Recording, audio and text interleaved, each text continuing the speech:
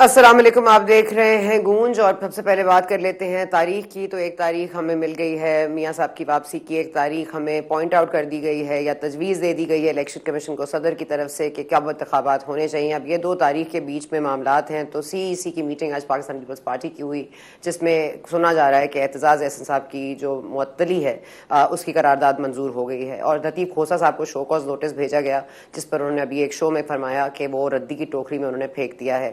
اب یہ change in position ہے یا چینج ان سٹانس ہے یا کسی کو خوش کرنے یا راضی کرنے کی بات ہے، کیونکہ معاملہ تو 3 مہینے سے لٹکا ہوا تھا. 2-2.5 مہینے سے وہ وکالت کر رہے ہیں چیئرمین پی ٹی آئی کی، اور آج انہوں نے بڑا شکوہ بھی کیا لطیف کھوسہ صاحب نے کہ میرے گھر پہ فائرنگ ہوئی تو کوئی نہیں آیا پیپلز پارٹی سے، میرے بیٹے کے گولی لگی تو کسی نے نہیں پوچھا، میری گاڑی پہ بلٹس برسائی گئیں تو کسی نے نہیں پوچھا. تو وہ بہت شکوہ کر رہے تھے پیپلز پارٹی سے، اور انہوں نے تو یہی کہا کہ بڑے اپ رائٹ آدمی ہیں اور وہ انصاف کے ساتھ ہیں، اور وہ شاید چیئرمین پی ٹی آئی کے ساتھ ہیں، اور پاکستان پیپلز پارٹی کی وہ ان کی فیملی کی طرح ہے اور ان کو نہیں مانیں گے. دیٹ سیڈ، پاکستان مسلم لیگ نواز کے لیے مشکل مرحلہ شروع ہونے والا ہے، یا یہ مشکلات کوئی درپیش جو ہیں ان کے لیے کوئی سولوشن انہوں نے سوچ لیا ہے، کوئی تجاویز ہیں زیر غور. آج مریم نواز صاحبہ نے فرمایا ہے کہ میاں صاحب ایک دفعہ پھر قوم کے بیٹے واپس آ رہے ہیں اور وہ ہمیں مشکلات سے نکالیں گے. تو قوم کے جو بیٹے آ رہے ہیں وہ کیا تیاری کر کے آ رہے ہیں، اور اگر وہ حل دے سکتے ہیں تو کیا وہ بھائی کے توسط سے 16-17 مہینے میں نہیں دے سکے. بجلی کے بڑھتے ہوئے نرخ، پیٹرول کی قیمتیں آج 20 روپے پھر بڑھیں گے. ڈالرز کو ہم نے بریک لگائی، ریورس کیا، اب ڈالر تھوڑا مستحکم نظر آ رہا ہے. ذخیرہ اندوزوں کو کیپچر کیا، چینی کی قیمتیں نیچے لے کر آئے. تو اب تک جو تاریخ رقم ہوئی ہے وہ آرمی چیف کی زیر نگراں جو نگراں حکومت ہے جس نے الیکشنز کرانے ہیں وہ ہی سب معاملات کو سیٹل کر رہی ہے. آج ایک اور انفارچونیٹ انسیڈنٹ یہ ہوا ہے کہ جے یو ایف اے کے جو ترجمان ہیں حافظ حمداللہ صاحب، ان پر آج خودکش حملہ ہوا، اور وہ جس طرح سے ان کے اوپر یہ حملہ ہوا، ویسے تو ان کو معمولی چوٹ آئی ہے، لیکن بار بار یہ کہا جا رہا ہے کہ ان کو ٹارگٹ کیا گیا ہے. یہ جے یو ایف اے پر تیسرا حملہ ہے اس تھوڑے عرصے میں. اور آج حافظ حمداللہ صاحب سیف تو رہے ہیں، لیکن کیا معاملات ہیں، اور امریکہ کو وہ بلیم کر رہے ہیں، انڈیا کو وہ بلیم کر رہے ہیں. وہ کہہ رہے ہیں جنہوں نے چیئرمین پی ٹی آئی کو لانچ کیا ان کا پروجیکٹ جب فیل ہوا تو اس کے بعد وہ آ گئے سامنے اور وہ ان کو اٹیک کر رہے ہیں. اب وہ ان کو اٹیک کر رہے ہیں تو اس کا مطلب ہے باقی دیگر جماعتیں بھی ٹیررزم کے حوالے سے تھوڑا سا ان کو بھی پریشان ہونے کی ضرورت ہے. کیا ہم پھر وہی 2013 والے انتخابات دیکھیں گے جہاں پر واقعی پبلک میں جانا مشکل ہو جائے گا؟ اور پبلک کا جو غصہ ہے اس کو آپ کیسے اسٹیئر کریں گے؟ اس پر ہمیں مزید رہنمائی دیں گے خرم دستگیر صاحب ہمارے ساتھ موجود ہیں، سابق کابینہ کے وزیر ہیں، مسلم لیگ نون کے سینئر رہنما ہیں. بہت شکریہ آپ کا دستگیر صاحب. کیونکہ بجلی کے اوپر تو ہم نہیں آتے، وہ ہم بات بہت کر چکے، ایک بلیم دوسرا بلیم. آئی ایم ایف کے جو ہیں خدشات، آئی ایم ایف کے ساتھ تعلقات، آئی ایم ایف کے ساتھ معاہدات، وہ سب کچھ اپنی جگہ ہے، لیکن نون لیگ کا سیلنگ پوائنٹ کیا ہوگا؟ مطلب جب وہ واپس آئیں گے میاں صاحب تو پہلے تو سوال یہ بنتا ہے کہ کیا وہ اپنے ایز پرائم منسٹر کینڈیڈیٹ وہ اپنے آپ کو پیش کریں گے یا شہباز شریف صاحب کو پیش کریں گے؟ کیونکہ اس میں تھوڑا سا ابھی بھی مجھے تھوڑا سا یہ لگ رہا ہے کہ موٹ پوائنٹ ہے. نہیں، اس میں کوئی ابہام نہیں ہے، اور خود شہباز شریف صاحب ایک سے زائد دفعہ کہہ چکے ہیں کہ مسلم لیگ نون کے وزارت عظمیٰ کے امیدوار محمد نواز شریف ہوں گے، اور ان سے زیادہ بحران سے پر قابو پانے کا تجربہ کوئی نہیں ہے. ہمیں لگتا ہے کہ آج حالات بہت مشکل ہیں، لیکن 2013 جون میں جب وزیر اعظم نواز شریف نے حلف اٹھایا تھا اس سے زیادہ مشکل معاملات نہیں ہے. جب روزانہ اوسطاً 6 دہشت گردی کے حملے ہوتے تھے پورے ملک میں، 18 گھنٹے کی لوڈ شیڈنگ تھی، کراچی میں درجنوں کراچی کے شہری روزانہ ٹارگٹ کلنگ میں شہید ہوتے تھے، مہنگائی اس وقت بھی 23% پر تھی جب مسلم لیگ نون نے حکومت سنبھالی، اور میاں نواز شریف نے 4 سالوں میں جب تک انہیں ناحق ڈسکوالیفائی کر کے حکومت سے نکالا گیا، ان 4 سالوں میں یہ سارے بڑے مسئلے انہوں نے، دہشت گردی سے بھی لڑائی لڑی، افواج پاکستان کی مدد سے کامیابی ہوئی، کراچی کو پرامن کرنے کی لڑائی لڑی، کامیابی ہوئی، لوڈ شیڈنگ ختم کرنے کی لڑائی لڑی، کامیابی ہوئی، پاکستان میں سی پیک لے کر آئے، مہنگائی سے لڑے، اس میں کامیابی ہوئی، اور پہلا آئی ایم ایف کا پروگرام تھا 2013 سے 16 جس میں ہر سال پاکستان کی گروتھ بڑھی اور مہنگائی کم ہوئی. تو نواز شریف کا سیلنگ پوائنٹ یہ ہے کہ انہوں نے پہلے بھی 2013 میں پاکستان کو ایک بہت ہی مشکل خونی بحران سے نکالا تھا. تو آج بھی ہمیں ایک مہنگائی کا سامنا ہے اور جو فورن ایکسچینج کا کرائسس ہے، لیکن یہ اس سے بڑا نہیں ہے جو 2013 میں تھا. تو اس کو حل کیا تھا نواز شریف نے، اور یہی ان کا سیلنگ پوائنٹ ہے کہ وہ واپس آ کر دوبارہ اس بحران سے قوم کو نکالیں گے اور دوبارہ پاکستان کو جو اکنامک گروتھ ہے اور روزگار کا پیدا ہونا ہے اس شاہراہ پر دوبارہ ڈالیں گے. ٹھیک ہے. اب غلام رسیقی صاحب you ticked all the right boxes, بالکل ٹھیک ہے، میں آپ کی ہر بات سے اگری کرتی ہوں. جو بحران انہوں نے نپٹائے اور انہوں نے فیس کیے اور اس کے بعد ان کو مطلب ان کو اوور رائڈ کیا، وہ ٹھیک ہے، میں آپ کو سارے باکسز میں ٹک دیتی ہوں. لیکن ایک معاملہ ہے، جب ملک کو کامیاب رستے پہ ڈال دیتے ہیں پھر وہ خود ناکام کیوں ہو جاتے ہیں؟ ان کو کیوں ہٹایا جاتا ہے؟ کوئی سازش کیوں رچائی جاتی ہے؟ اس کا کوئی حل نکلا ہے کیا؟ اس بار یہ گارنٹی ہے کہ وہ وزیر اعظم آئیں گے اور ملک کو بحران سے نکالیں گے تو وہ بحرانی کیفیت میں مبتلا نہیں ہو جائیں گے؟ کیا اس بار کوئی گارنٹی ہو سکتی ہے؟ کیا ہم نے نظام کو تبدیل کر لیا ہے؟ کیا آپ نے ایسی کوئی قانون سازی کر لی ہے جس سے آپ کو یہ تھریٹ اب نہیں ہے کہ اب بھی معاملات جو ہیں یہی رہیں گے اگلے 5 سال؟ یہ جو تھریٹ ہے یہ سول ملٹری تعلقات کے تناؤ سے اٹھی تھی پچھلی دفعہ بھی، اور اس کو کوئی قانون حل نہیں کر سکتا. ہماری یہ توقع ہے کہ جو تجربہ عمرانی کا ایک بہت ہی بھیانک اور خوفناک انجام ہوا ہے، جس میں پاکستان کی معیشت، پاکستان کی خارجہ پالیسی، وفاقیت، جمہوریت، سب کی چولیں ہل گئی ہیں، تو اس سے ضرور کوئی سبق اگر مقتدرہ نے نہیں اٹھایا تو اٹھانا چاہیے کہ جس قسم کی گمبھیر سیاسی انجینئرنگ کر کے نواز شریف کو نکالا گیا تھا، اس سے پاکستان کا نقصان ہوتا ہے، خارجہ پالیسی میں بھی، ڈومیسٹک پالیسی میں بھی، دہشت گردی میں بھی. اب یہ سوال اٹھا ہوا ہے نا کہ آج اپنے ہم حافظ عبداللہ صاحب، اللہ تعالیٰ ان کو صحت دے، ان کے جو ساتھی 10 اور زخمی ہوئے ہیں، لیکن یہ سوال پوچھنا پڑے گا نا عمران خان سے اور اس وقت کی فوجی قیادت سے کہ ٹھیک آج سے 2 سال پہلے جو انہوں نے فیصلہ کیا کہ طالبان ٹیک اوور کے بعد ہم نے ٹی ٹی پی سے دوبارہ مذاکرات کرنے ہیں، صدر عارف الوی نے اس وقت عام معافی کا بھی اعلان کیا تھا، اور ہم ایک ان نون تعداد ہے لوگوں کی ان ٹی ٹی پی کے ممبران کی جو پاکستان میں، ان کو واپس لایا حکومت پاکستان اس وقت کی مرضی سے. تو آج اس کی اگر ہم نتائج بھگت رہے ہیں تو یہ بھی ایک اسی تجربے کا حصہ تھا کہ اس طرح سے آپ جو پرانے طریقے سے آپ نے چلایا کہ جی آپ سیاسی انجینئرنگ کرتے ہیں، نواز شریف کو نکالتے ہیں، تو نواز شریف کے نکالنے کے جو بھیانک اثرات ہیں، ہماری توقع یہی ہے کہ اس سے سب نے سبق سیکھا ہے.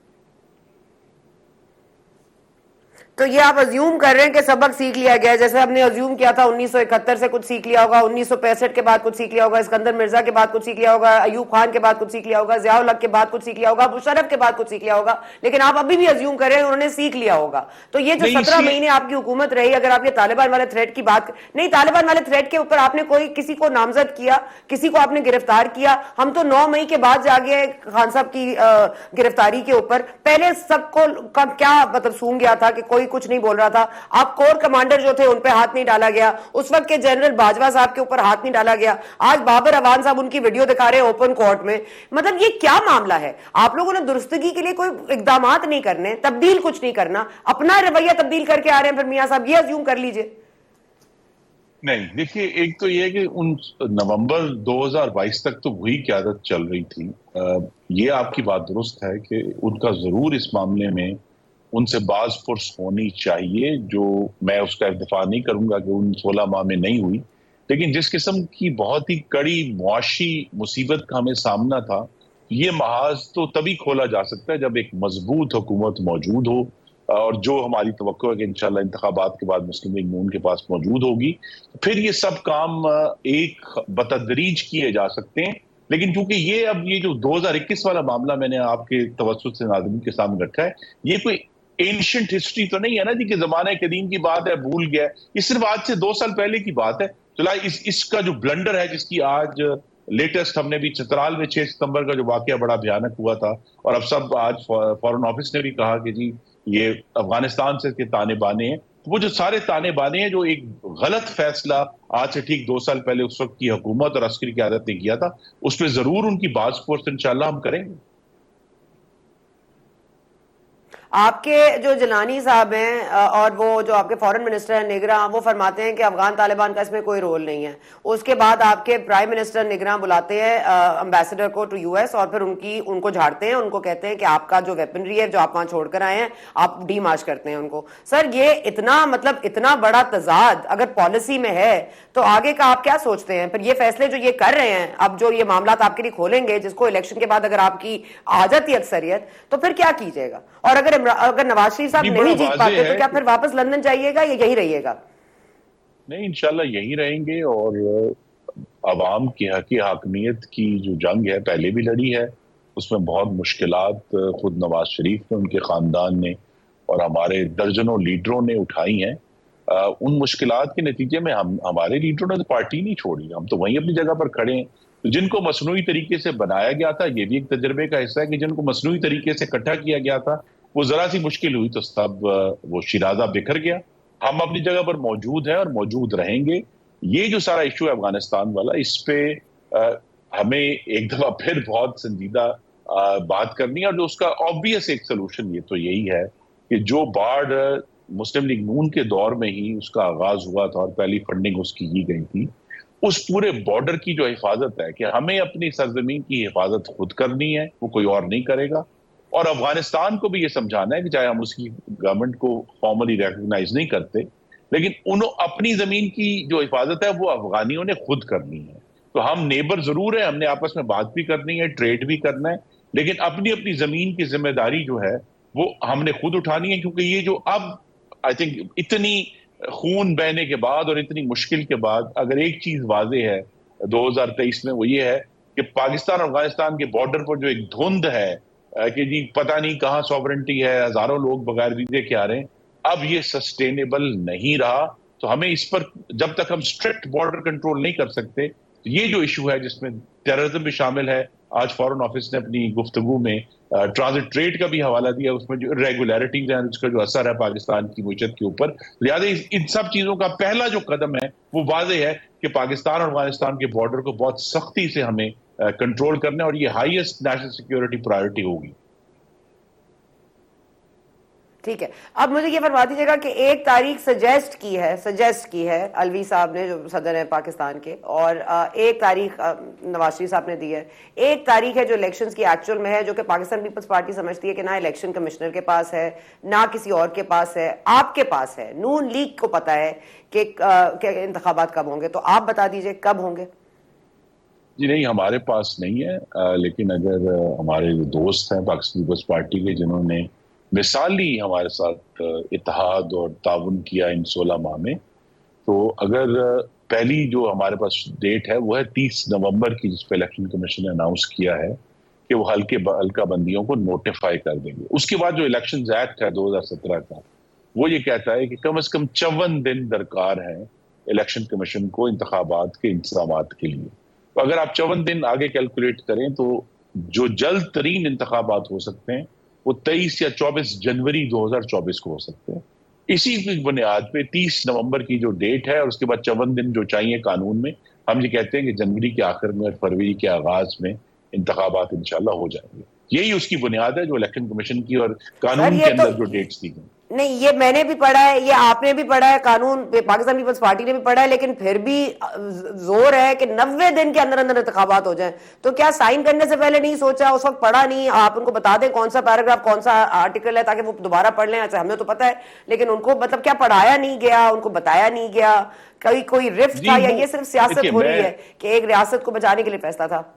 جی مکمل سے اس وقت تو دیکھیے ہم چونکہ سب الیکشن کیمپین تھوڑی زیادہ شروع کر چکے ہیں، تو لہٰذا اس کیمپین میں مختلف گفتگو ہو رہی ہے، اور اپنے آپ کو شاید جو ان پاپولر فیصلے تھے ان سے کوئی فاصلہ بھی پیدا کرنے کی کوشش ہو سکتا ہے، مختلف جماعتیں کریں، لیکن یہ حقیقت ہے اور ریکارڈ کا حصہ ہے کہ 16 ماہ میں یہ تمام 15 جماعتیں جو حکومت میں شامل تھیں کابینہ میں، اور جہاں جہاں بھی فیصلہ سازی کے جو فارمل ایونیوز تھے وہاں ایک مکمل سپورٹ انہوں نے شہباز شریف کو فراہم کی ہے، اور جتنے بھی فیصلے ہیں وہ غلط تھے یا درست تھے، اس کی ذمہ داری ہم سب کی سانجھی ہے، صرف مسلم لیگ نون پر نہیں ہے، پیپلز پارٹی پر بھی ہے، JUIF پر بھی ہے، بلوچستان کی پارٹیوں پر بھی ہے، KP کی پارٹیوں پر بھی ہے، سندھ کی پارٹی، تو لہٰذا یہ ہم سب کی سانجھی ذمہ داری ہے۔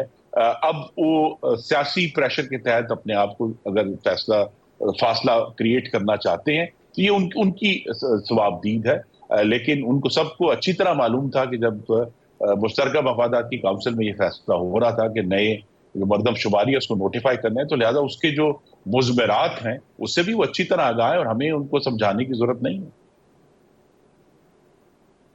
اچھا دستگیر صاحب، یہ آئین تو کہتا ہے کہ حلقہ بندیاں ہو جانی چاہیے، نیا الیکشن نئے سینسس پہ ہونا چاہیے، چلیں یہ آئین کا حصہ تم نے پڑھ لیا، ذرا یہ بھی بتا دیجیے گا یہ جو متفقہ فیصلہ تھا، یہ جو مشترکہ مفادات کاؤنسل میں ہوا تھا، یہ اس کا آئیڈیا کہاں سے پلانٹ ہوا تھا؟ فیصلہ تو متفقہ تھا، آئیڈیا کس کا تھا؟ نہیں، یہ تو میرے نالج میں نہیں ہے، میں اس کا رکن نہیں تھا، اور اس میں چونکہ وزرائے اعلیٰ ہی ہوتے ہیں، صرف اسپیشل انویٹیشن پہ جو کابینہ کے 2 پیپلز پارٹی کے وزراء تھے، واقعی وزراء، ان کو بھی انوائٹ کیا گیا تھا. وہ بہتر بتا سکتے ہیں کہ یہ آئیڈیا کہاں سے آیا. ٹھیک ہے، ذرا یہ آئیڈیا کے بعد میں دیکھ لیتے ہیں. ذرا یہ فرما دیجیے گا خرم دستگیر صاحب، کیونکہ ابھی معاملہ سپریم کورٹ جانا ہے، اور ایک فیصلہ یہ بھی ہونا ہے کہ یہ سپریم کورٹ جب جائے گا معاملہ، تو کیا اس کو حلقہ بندیوں کو کراس اسائڈ کر دیا جائے گا؟ اب جسٹس قاضی فائز عیسیٰ اس کیس کو سنیں گے، تاریخ وہ دیں گے، الیکشن کمیشن کو کہیں گے فوری تاریخ دے دے. تو آپ سمجھتے ہیں جو بھی فیصلہ آئے، اب الیکشن کمیشن کو جو اختیارات حاصل ہیں اس کے حوالے سے 54 دن ہمیں ایڈ کرنے پڑیں گے 30 نومبر پر، یس اور نو؟ جی بالکل، اور میری یہ توقع ہے کہ صدر عارف علوی نے جو اپنا خط لکھا ہے اس میں انہوں نے ایک کنڈیشنل بات کی ہے، مے سیک گائیڈنس. تو لہٰذا الیکشن کمیشن کے اوپر کوئی بائنڈنگ نہیں ہے کہ وہ ضرور سپریم کورٹ جائیں.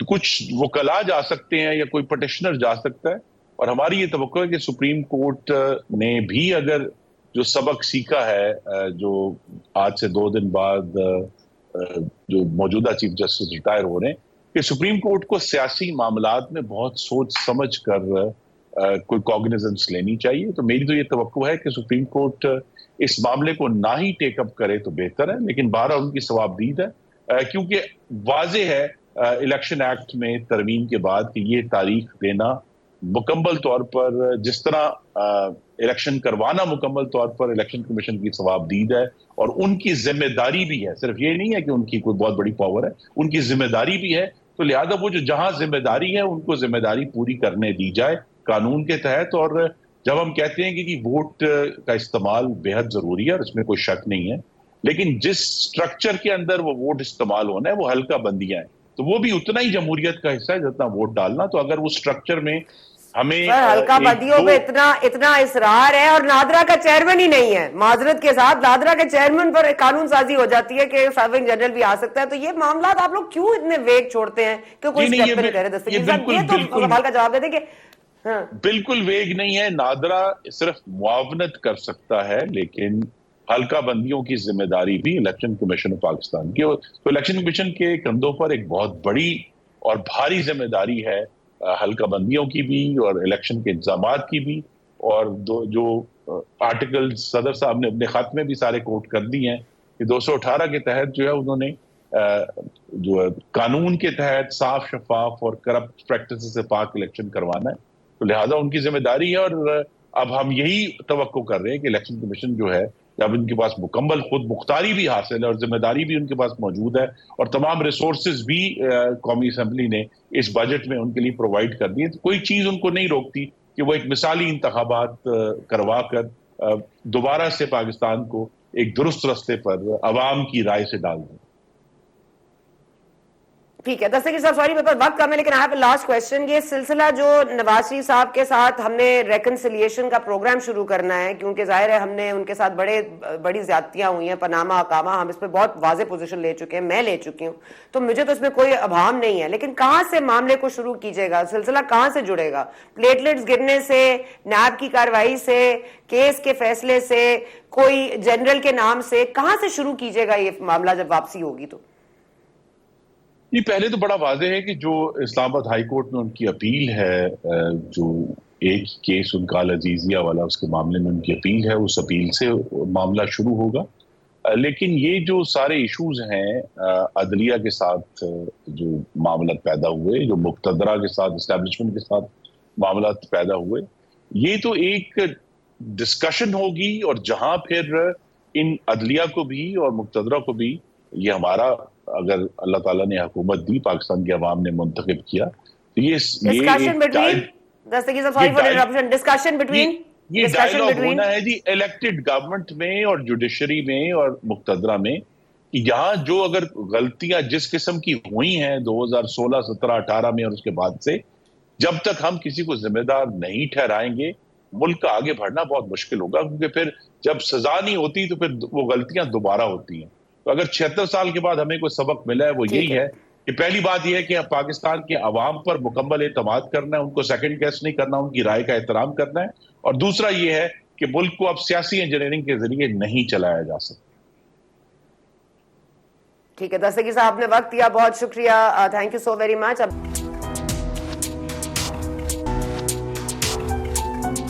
I'm very honored to appreciate his time that he's offered and he's come to our show. بہت بہت شکریہ آپ کا. زاہد ابراہیم صاحب ہمارے ساتھ موجود ہیں, فخر الدین جی ابراہیم صاحب کے بیٹے ہیں, بڑی لیگسی ہے فخر الدین جی ابراہیم کی.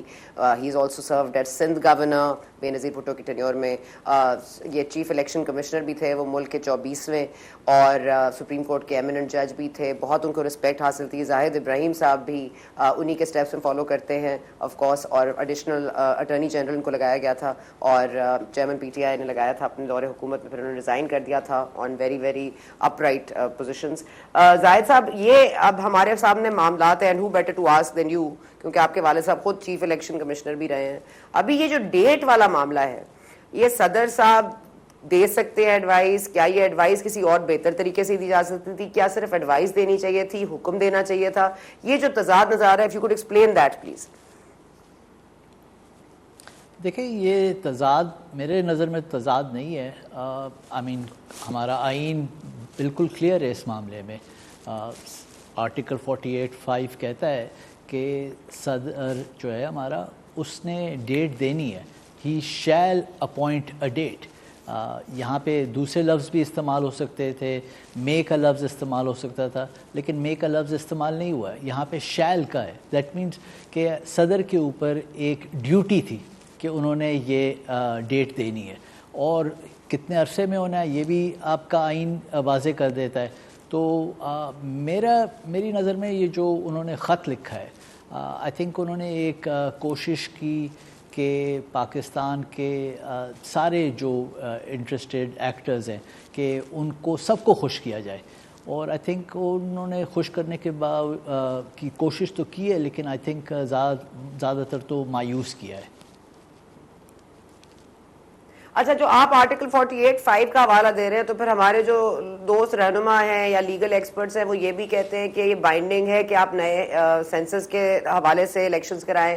اب یہ بھی آئین میں لکھا ہے کہ صدر صاحب تاریخ نہیں دے سکتے کیونکہ الیکشن کمیشن کو اختیارات دے دیے ہیں اور وہ قانون بن چکا ہے. اب وہ قانون کا وزن زیادہ ہے یا آئین کا وزن زیادہ ہے؟ یہ leaves to be hoped for and talked about, لیکن اس پہ کوئی واضح طور پر موقف کیوں نہیں سامنے آ رہا؟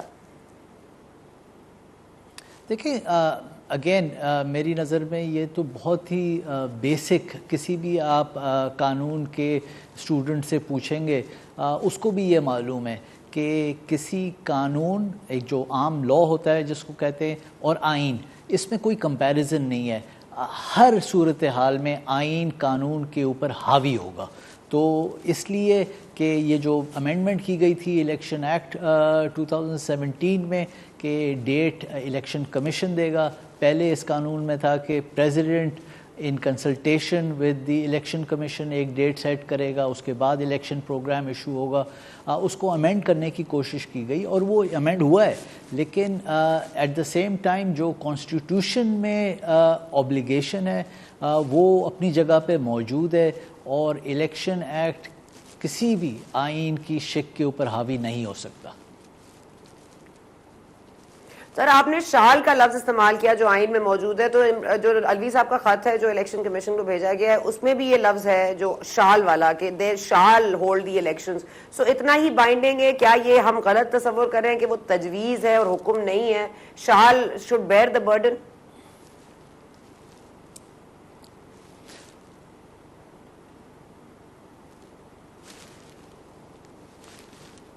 ابراہیم صاحب, زاہد صاحب سن پا رہے ہیں؟ جہاں تک اس کا تعلق نہیں, if you can ریپیٹ کر لیں پلیز. میں نے کہا کہ وہ جو شال والا لفظ آپ نے استعمال کیا جو آئین میں موجود ہے وہ خط میں بھی وہی لفظ ہے نا شال. تو پھر ہم نے یہ تصور کریں کہ انہوں نے صرف تجویز دی, انہوں نے اپنا حق استعمال نہیں کیا, اور پھر یہ آرگیومنٹ بھی ہے کہ حق استعمال کر نہیں سکتے کیونکہ ان کے پاس سرے سے یہ حق ہی نہیں ہے. تو یہ اس ڈیبیٹ میں شال کا لفظ کیا برڈن بیئر کرے گا الیکشن کمیشن پر؟ آج انہوں نے کوئی جواب تو نہیں دیا. دیکھیں یہ تو کوئی جو انہوں نے خط لکھا ہے یہ تو بالکل ہی کھوکھلے الفاظ استعمال کیے ہیں انہوں نے. اگر آپ دیکھیں وہ 8 پیراگراف کا خط ہے, 7 پیراگرافز انہوں نے پہلے ویراز کر کے آخری میں انہوں نے کہا کیا ہے. انہوں نے کہا صرف یہ کہ بھئی الیکشن کمیشن میں آپ کے پیر پڑتا ہوں, اگر آپ مناسب سمجھیں تو ضرور آپ سپریم کورٹ سے رجوع کریں. اور کس بات پہ رجوع کریں؟ یہ اس بات پہ رجوع کریں کہ سارے جو پروونسز ہیں اور فیڈریشن ہر سب میں ایک ڈیٹ پہ الیکشن ہو. بھائی ایک ڈیٹ کی الیکشن کا اب تو کوئی کنٹروورسی رہی نہیں. یہ تو کنٹروورسی اس وقت مئی میں تھی جب پنجاب میں الگ سے الیکشن ہونے تھے. اب تو کوئی کنٹروورسی نہیں ہے کہ نیشنل الیکشن الگ ڈیٹ پہ ہوں گے یا فرنٹیئر یا کے پی کے یا بلوچستان یا پنجاب میں الگ الیکشن ڈیٹ کے. تو کوئی کنٹروورسی نہیں ہے. لیکن صدر صاحب نے یہ بات کہی اور کہا الیکشن کمیشن کو کہ آپ سپریم کورٹ کو اگر آپ موضوع سمجھتے ہیں اسے رجوع کر لیں. ان کا کام رجوع کرنا نہیں ہے. ان کا کام الیکشن کمیشن کو یہ بتانا نہیں ہے کہ آپ کسی ایک آئینی ادارے کے پاس جائیں الیکشن ڈیٹ لینے کے لیے. ان کا کام جو آئین میں واضح کیا ہے وہ ہے ایک ڈیٹ دینا, اور وہ ان کی صرف ان کا استحقاق نہیں ہے, یہ ان کی ڈیوٹی ہے جس سے انہوں نے انحراف کیا ہے. تو سر یہ حکم صادر کرنے کے بجائے صدر صاحب نے اپنے اختیارات کو کم استعمال کیا. مطلب یہاں پر ہمارا المیہ یہ رہا ہے اس ملک میں کہ اپنے اختیارات سے تجاوز کر لیتے ہیں ادارے, اپنے اختیارات سے تجاوز کر لیتے ہیں لیڈرز, لیکن ہمارے صدر صاحب ہیں جو تجاوز نہیں کرتے اور تحفظ ظاہر کر رہے ہیں کہ تکلفاً کہہ رہے ہیں کہ کرا لیجئے. جی بالکل میرا خیال ہے وہ تکلف بھی نہیں کر رہے, کیونکہ وہ انہوں نے صرف کہا ہے کہ آئین کے مطابق یہ ڈیٹ بنتی ہے, لیکن آپ اگر موضوع سمجھتے ہیں صحیح تو پلیز آپ سپریم کورٹ سے رجوع کریں. بھئی سپریم کورٹ سے کس چیز کے لیے رجوع کریں جب آئین میں ایک چیز واضح ہے؟ اگر کسی نے چیلنج کرنا ہے تو وہ ضرور اپنے, اگر وہ سمجھتا ہے کہ ڈیٹ غلط دی گئی ہے یا ڈیٹ نہیں دے سکتے, اس کی اگر آپ تشریح کے لیے اگر کوئی سپریم کورٹ جاتا ہے ضرور جائے. لیکن جہاں تک صدر کا تعلق ہے ان کا تو ایک آئینی فرض ہے جو انہوں نے نبھانا تھا اور جو انہوں نے نہیں نبھایا. زاہد صاحب کیونکہ آپ کا ایسوسیشن بھی رہی ہے اس پارٹی سے جو کہ کورٹ جانا چاہ رہی ہے ڈیٹ کے حوالے سے, تو آپ کو لگتا ہے کہ ان کا بیسس جو ان کا جو پروجیکٹ انہوں نے لانچ کرنا تھا سپریم کورٹ لے جانے کا وہ سیٹ ہو گیا ہے آفٹر دس لیٹر؟ دیکھیں میری کوئی ایسوسیشن نہیں ہے پی ٹی آئی سے. جی ہاں میں ان کے ٹینیئر میں ایک وفاقی پوزیشن پہ تھا. جی نہیں, میرا نہیں خیال ہے کہ اس خط سے وہ راستہ ہموار ہوا ہے. میرا خیال ہے اس خط سے تو اس راستے میں انہوں نے اور پیچیدگیاں پیدا کر دی ہیں, کیونکہ انہوں نے خود اگر جو پریزیڈنٹ جس کو یہ پاور دیے گئے تھے آرٹیکل 48 میں, اگر وہ خود ہی اس پاور سے دستبردار ہو جاتا ہے تو آئی تھنک یہ آپ نے اپنا ہی کیس, کیونکہ انہوں نے پورے 5 سال تو وفاداری نبھائی. آئی تھنک کئی معاملوں میں تو انہوں نے صدر پاکستان سے زیادہ صدر پی ٹی آئی کا کردار ادا کیا. لیکن یہاں پہ جب انہیں صرف اپنی آئینی ڈیوٹی کو ایکسرسائز کرنا تھا, آئی تھنک انہوں نے اس میں کچھ کمزوری دکھائی ہے. اچھا ابراہیم صاحب ویری لاسٹلی, کیونکہ یہ 54 ڈیز کا بات کر رہے تھے, دستگیر صاحب بھی ہمارے شو میں اور گیسٹ بھی یہی کہتے رہے کہ 54 دن آپ کو چاہیے نومبر کے 30 تاریخ کے بعد, جس کے بعد الیکشنز ہوگا تو وہ ممکنہ طور پر جنوری کا آخری ہفتہ بنتا ہے یا فروری کا پہلا ہفتہ بنتا ہے. اب یہ ڈیسیشن 90 دن کا نہیں رہا, تو یہ کوئی غیر آئینی الیکشن ہونے جا رہے؟ نہیں, میں نہیں سمجھتا کہ غیر آئینی الیکشن ہونے جا رہے ہیں, لیکن مجھے نہیں معلوم کہ یہ جو ڈیلے ہے ڈیلیمیٹیشن کے نام پہ, اس کا کیا مقصد ہے.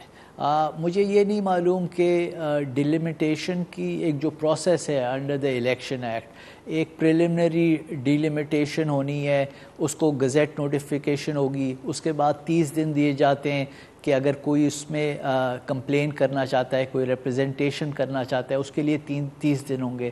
اس کے بعد الیکشن کمیشن کے پاس 30 دن اور ہیں کہ فائنل وہ ڈیلیمیٹیشن کرے۔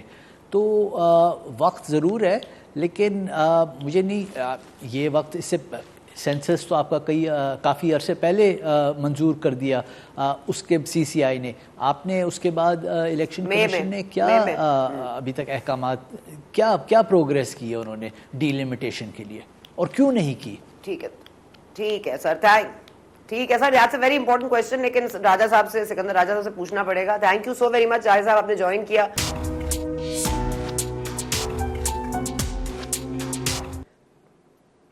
کچھ چیزوں کی پاکستان میں توقع کر لینی چاہیے، ازیوم کر لینا چاہیے، لیکن اس پر فیصلہ نہیں کرنا چاہیے۔ اس ملک میں اگر کچھ ہم نے سیکھا ہے تو ہم نے یہ سیکھا ہے کہ ہم نے پاسٹ سے یا ماضی سے کچھ نہیں سیکھنا۔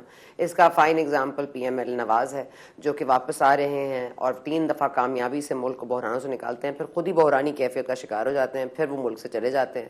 اب اس بار کیا ڈفرینٹ ہونے جا رہا ہے یہ دیکھنا باقی ہے، لیکن توقع اور امید کا دامن ہم نہیں چھوڑیں گے، اور امید کے ساتھ ہی انسان زندہ ہے، اور امید ہی واحد وہ روشنی ہے جو ہمیں اس وقت دکھائی دے رہی ہے۔ ویسے تو کسی چیز پر امید نہیں ہے، لیکن اس پر امید ٹکا لیتے ہیں کہ ہمارے اوپر شاید کوئی رحم کر دے، یا جمہوریت اس ملک میں کم از کم صرف فار دا سیک آف جمہوریت آ جائے۔ آپ نے پروگرام دیکھا، بہت شکریہ، آپ سے ملاقات ہوگی کل، بلکہ اگلے ہفتے انشاءاللہ۔ وی ول سی یو انشاءاللہ نیکسٹ ویک۔